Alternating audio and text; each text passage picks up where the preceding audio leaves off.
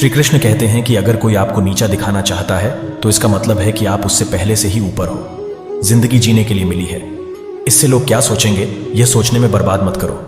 किसी के बुरे वक्त में उसका हाथ पकड़ो, सहारा दो, उसे हिम्मत दो, क्योंकि बुरा वक्त थोड़े समय में चला जाएगा लेकिन वह आपको दुआ जिंदगी भर देता रहेगा। मनुष्य सुबह से शाम तक काम करके उतना नहीं थकता जितना चिंता और क्रोध के एक क्षण में थक जाता है। संबंध परमात्मा से अच्छे बना लो तो तुम्हें किसी की जरूरत नहीं पड़ेगी, तुम खुद सबकी जरूरत बन जाओगे। सलाह देने तो हजारों आते हैं लेकिन जब साथ देने की बारी आती है तो केवल भगवान आते हैं। जीतने के बाद तो सारी दुनिया गले लगाती है, क्योंकि जो आज आपके साथ हैं वह कल आपके खिलाफ हो सकते हैं। बिना मतलब के कोई आपकी इज्जत नहीं करेगा, लेकिन खुद को इतना काबिल बनाओ कि लोग बिना मतलब के भी आपका इज्जत करें। भगवान कहते हैं सोने से पहले तुम सबको माफ कर दिया करो और तुम्हारे जागने से पहले मैं तुम्हें माफ कर दूंगा।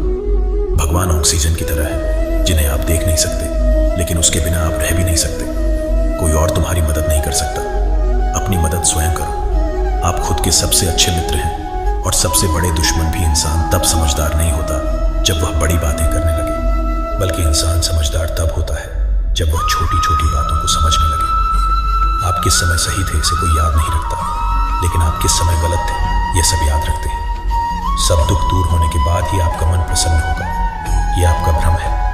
मन प्रसन्न रखो, सब दुख दूर हो जाएंगे। यह हकीकत है, किसी भी व्यक्ति की कोई भी बात बुरी लगे तो दो तरह से सोचो। यदि व्यक्ति महत्वपूर्ण है तो भूल जाओ, और बात महत्वपूर्ण है तो व्यक्ति को भूल जाओ। रिश्तों का संबंध सिर्फ रक्त से नहीं होता, जो मुसीबत में हाथ थाम ले उससे बड़ा कोई रिश्ता नहीं होता।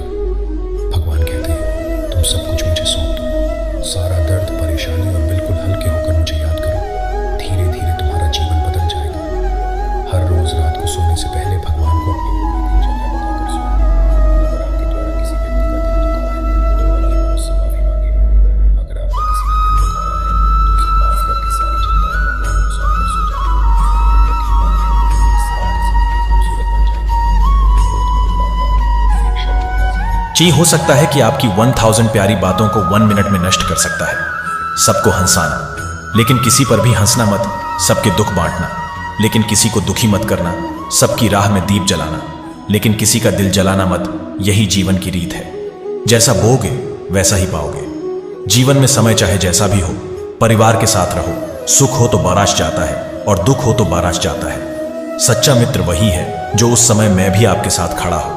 जब सारी दुनिया आपके खिलाफ हो, आपके पास जितना भी है उसके लिए बार बार दिल से धन्यवाद करें। हर वक्त कहे यकीन मानिए जितना भी है वह जल्दी कई गुना हो जाएगा। प्रार्थनाएं और ध्यान इंसान के लिए बहुत जरूरी है, क्योंकि प्रार्थना में भगवान आपकी बात सुनते हैं और ध्यान में आप भगवान की बात सुनते हैं। श्री कृष्ण कहते हैं कि जीतने का मजा भी तभी आएगा जब लोग आपके हार का इंतजार करेंगे। गीता में लिखा है यदि कोई आपको अच्छा लगता है तो अच्छे आप है, क्योंकि उसमें अच्छा ही देखने वाली नजर आपके पास है। अपनी पीड़ा के लिए संसार को दोष मत दो, अपने मन को समझो।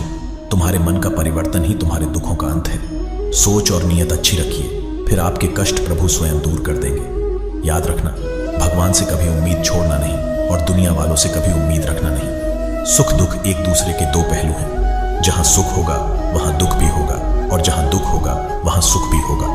इसलिए सुख दुख के बारे में बिना सोचे निरंतर अपने लक्ष्य को प्राप्त करने के लिए प्रयास करते रहना चाहिए। एक बात हमेशा याद रखना, किसी के सामने गिड़गिड़ाने से ना मोहब्बत मिलती है ना इज्जत। इसलिए अपने स्वाभिमान को जिंदा रखो। कोई अगर आपकी किस्मत में होगा तो आपके पास खुद ही चलकर आएगा।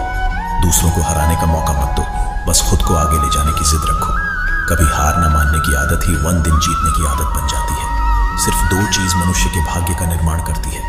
पहला स्वभाव, अगर आपके स्वभाव में अच्छा विनम्रता और गुण है तो आपका भाग्य चमकेगा।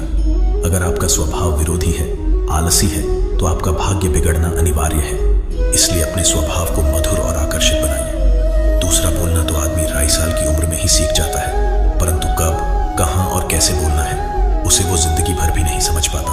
जिससे ये बोलना आ गया कि कब, कहां और कितना बोलना चाहिए। समझ लो, उसे सफल होने के लिए कोई नहीं रोक सकता। पिता से बड़ा कोई सलाहकार नहीं, माँ की इच्छाओं से बड़ी कोई दुनिया नहीं, भाई से अच्छा कोई भागीदार नहीं, और बहन से बड़ा कोई शुभचिंतक नहीं। इस मतलबी दुनिया से कोई मतलब ना रखो, और मतलब रखना है तो अपने मतलब से मतलब रखो।